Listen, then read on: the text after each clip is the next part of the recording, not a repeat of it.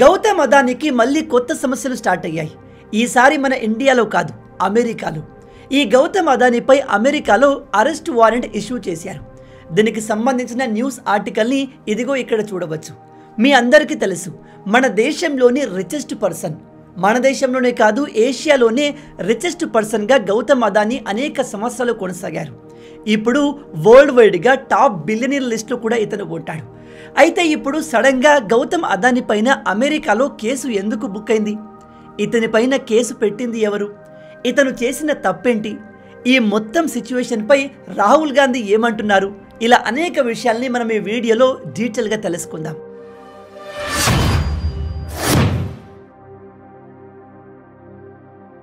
అమెరికాలో రెండు ముఖ్యమైన సంస్థలు ఉన్నాయి. ఒకటి యుఎస్ డిపార్ట్మెంట్ ఆఫ్ జస్టిస్, రెండవది US securities and exchange commission.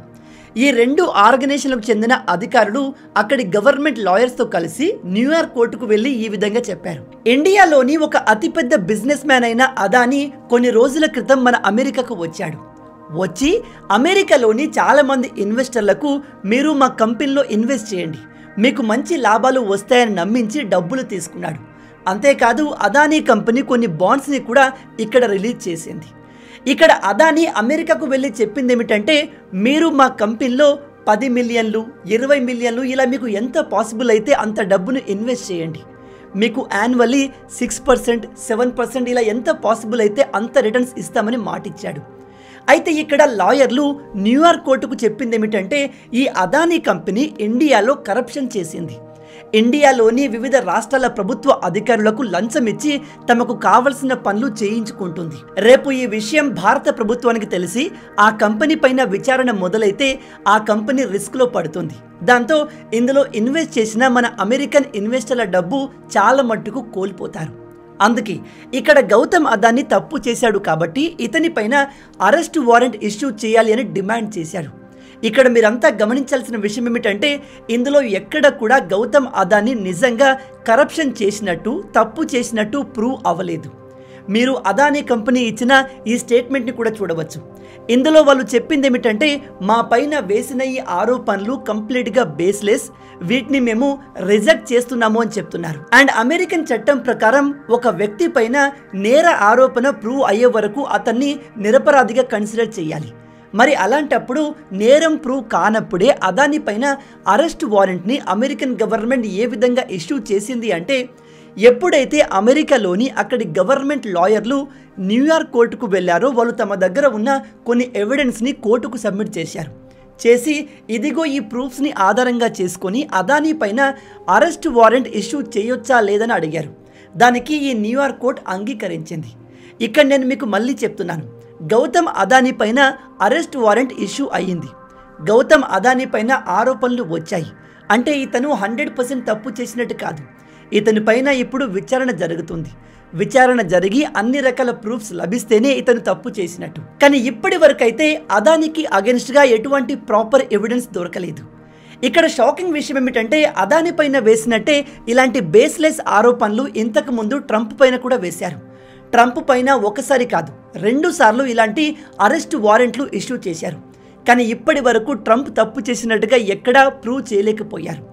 ఇలాంటి పనులు చేయడం వల్ల ఆ వ్యక్తి యొక్క పేరును దెబ్బతీస్తారు, ఆ వ్యక్తి యొక్క బిజినెస్ని దెబ్బతీస్తారు. లాస్ట్ ఎలక్షన్లో ఇలాంటి కేసులు పెట్టి ట్రంప్ను బ్యాడ్ చేసి ఎలక్షన్లో ఓడించారు. బహుశా ఇప్పుడు అదాని పైన కూడా ఇలాంటి ప్లాన్ ఏదైనా జరుగుతుండొచ్చు. అతని బిజినెస్ని అతన్ని దెబ్బతీసేందుకు ఇది ప్లాన్ కూడా కావచ్చు. ఎప్పుడైతే ఈ న్యూస్ బయటకు వచ్చిందో వెంటనే మన దేశంలో ఉన్న రాహుల్ గాంధీ యాక్టివేట్ అయిపోయారు. ఇతను చెప్పేది ఏమిటంటే, అమెరికాలో అదాని పైన కేసు ఫైల్ అయింది, అరెస్ట్ వారెంట్ వచ్చింది. అలాంటప్పుడు అదానిని మన ఇండియాలో వెంటనే అరెస్ట్ చేయాలి అని చెప్తున్నాడు. మనోడికి నేరం రుజువైందా లేదా, అసలు విషయం ఏంటి అనేది తెలుసో లేదో నాకు తెలియదు. కాకపోతే అంతకన్నా ముందే డైరెక్ట్గా అరెస్ట్ చేయాలి అంటున్నాడు. ఇక్కడ అరెస్టు చేయాలి, తప్పు చేసిన వారిని ఖచ్చితంగా శిక్షించాలి.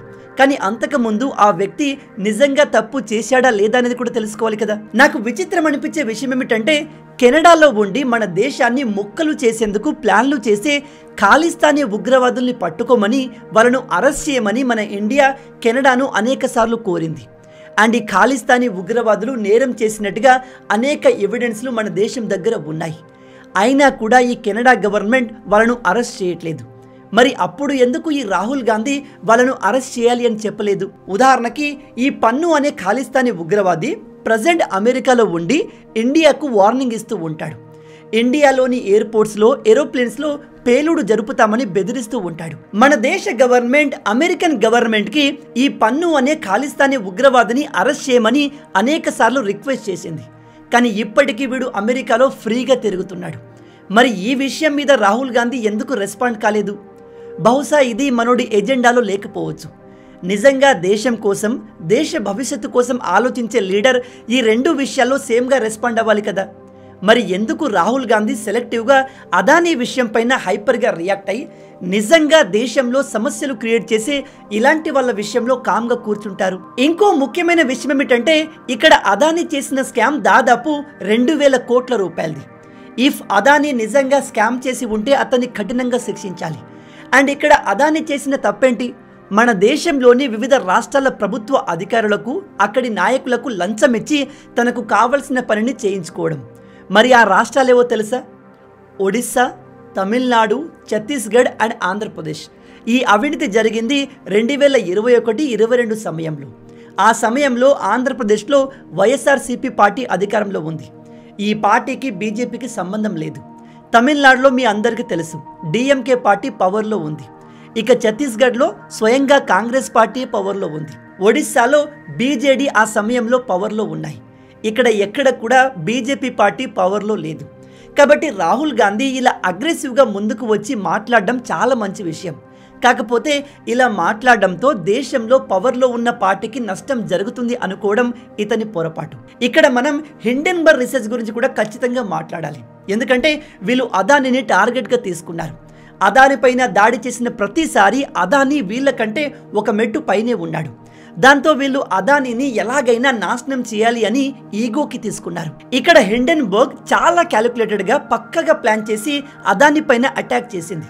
2024 నవంబర్లో అదానీ బిజినెస్ పైన, అతని స్టాక్ ప్రైజెస్ పైన మా ఎఫెక్ట్ ఉంటుందని వీళ్ళు కొన్ని నెలల ముందే ఎగ్జాక్ట్గా గెస్ చేసి చెప్పారు.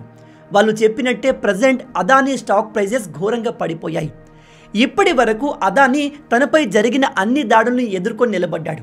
కానీ ఈ కేసు నుంచి అదానీ బయటపడతాడా లేదా అనేది చూడాలి. ఎందుకంటే ఇక్కడ స్వయంగా అమెరికన్ గవర్నమెంటే ఇన్వాల్వ్ అయింది. ప్రజెంట్ అమెరికాలో ఉన్న బైడెన్ గవర్నమెంట్కి అదానీకి పెద్దగా అస్సలు పడదు. ట్రంప్ గెలిచినప్పుడు అదానీ అందరూ బిలియనీర్ల కంటే ముందే విష్ చేశాడు. అండ్ ట్రంప్ గురించి చాలా గొప్పగా మాట్లాడుతూ చేశాడు. అదానీ ట్రంప్ అమెరికాలో అధికారంలోకి వస్తే తనకు బైడెన్ గవర్నమెంట్లో వచ్చినన్ని ప్రాబ్లమ్స్ రావు అనుకుంటున్నాడు. అండ్ అదానీ లాగే ట్రంప్ కూడా ఒక బిలియనియర్. ట్రంప్ పైన కూడా అమెరికాలో అనేక కేసులు ఉన్నాయి. ఇప్పుడు ఎలాగో ట్రంప్ జనవరి ఎండ్లో అమెరికాకి కొత్త ప్రెసిడెంట్ కాబోతున్నాడు కాబట్టి తనపై ఉన్న కేసులన్నీ ఈజీగా తొలగించేసుకుంటాడు. ఇక్కడ మీరందరూ గుర్తుపెట్టుకోవాల్సిన విషయం ఏమిటంటే ప్రజెంట్ బైడెన్ గవర్నమెంట్లో ఉన్న అధికారులే అదానీ పైన ఇప్పుడు కేసును పెట్టారు. ఇంకా కొన్ని రోజుల్లోనే బైడెన్ గవర్నమెంట్ కంప్లీట్గా తొలగిపోయి ట్రంప్ గవర్నమెంట్ వచ్చేస్తుంది. మరి అప్పటిదాకా అదానీ పరిస్థితి ఎలా ఉంటుందో మనం వేచి చూడాలి. అమెరికాలో ఎప్పుడు లేని విధంగా కొన్ని విచిత్రమైన విషయాలు జరుగుతున్నాయి. ఎలాగో బైడెన్ గవర్నమెంట్ చివరి దశలో ఉంది.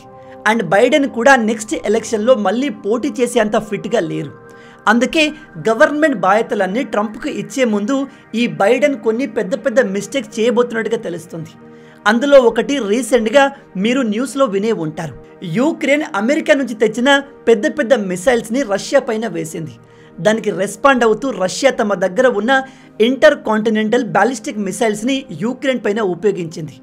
ఇప్పటి వరకు ఏ దేశం కూడా ఇలాంటి మిసైల్స్ని ఇతర దేశాలపైన ఉపయోగించలేదు. ప్రజెంట్గా ఈ యూక్రెయిన్ అండ్ రష్యాలు అణుయుద్ధానికి చాలా దగ్గరలో ఉన్నాయి. బైడెన్ ప్రభుత్వం తమ చివరి రోజుల్లో కావాలని ఇండియాకు నష్టం చేసేలాగా, అలాగే రష్యాను దెబ్బ కొట్టేలాగా ప్లాన్ చేస్తుంది. అండ్ ఇప్పుడే తెలిసిన ఇంకో విషయం ఏమిటంటే కెన్యాలో అదానీ కంపెనీ ఒక అతిపెద్ద ఎయిర్పోర్ట్ని కడుతుంది. కానీ ఈ కెన్యా గవర్నమెంట్ అమెరికా చెప్పు చేతల్లో ఉంటుంది. కాబట్టి అక్కడి ప్రభుత్వం ఈ అదానీ కాంట్రాక్ట్ని, ఆ ప్రాజెక్ట్ మొత్తాన్ని ఇమీడియట్గా క్యాన్సిల్ చేసింది. ఎందుకు? అదానీ పైన అమెరికాలో క్రిమినల్ ఛార్జెస్ ఫైల్ అయ్యాయి అని. ఇక్కడ నేను మీకు మళ్ళీ చెప్తున్నాను, అదానీ తప్పు చేసినట్టుగా ఎక్కడ ప్రూవ్ అవ్వలేదు. అవ్వకముందే ప్రపంచవ్యాప్తంగా అదానీ బిజినెస్లపైన ఎఫెక్ట్ కనిపిస్తుంది. అదానీ నిజంగా తప్పు చేసి ఉంటే శిక్షను అనుభవించాల్సిందే. కానీ తప్పు చేశాడు అని ప్రూవ్ అవ్వకముందే అతని బిజినెస్ని దెబ్బతీస్తున్నాడు చూడు, అది ఖచ్చితంగా రాంగ్. దాన్ని బట్టి ఇదంతా ప్రీ ప్లాన్డ్ ఏమో అని అనిపిస్తుంది. ఈ ఇష్యూ ఇప్పట్లో అయిపోయేది కాదు. దీనిపైన ఇంకా అప్డేట్స్ రాబోతున్నాయి. ఏదైనా కొత్త అప్డేట్ ఉంటే ఇంకో వీడియోను తీసుకొస్తాను. ఈ హోల్ ఇష్యూ గురించి మీరేమనుకుంటున్నారు? అదానీ నిజంగా తప్పు చేశాడా, లేదా అమెరికన్ గవర్నమెంట్ కావాలని ఇండియాను దెబ్బతీయడానికి ఇలాంటి ప్లాన్ని చేస్తుందా? ఖాళిస్తానీ ఇష్యూ పైన పెద్దగా రెస్పాండ్ అవ్వని రాహుల్ గాంధీ అదానీ పైన ఎందుకు వెంటనే రెస్పాండ్ అవుతున్నాడు? మీ ఆలోచనల్ని కింద కామెంట్లో చెప్పండి. మొత్తంగా ఇవే ఈ వీడియోకి సంబంధించిన పూర్తి విషయాలు. రాబోయే వీడియోలో ఇంకో ఇంట్రెస్టింగ్ టాపిక్తో మళ్ళీ కలుద్దాం. అంటిల్ దెన్, జై హింద్.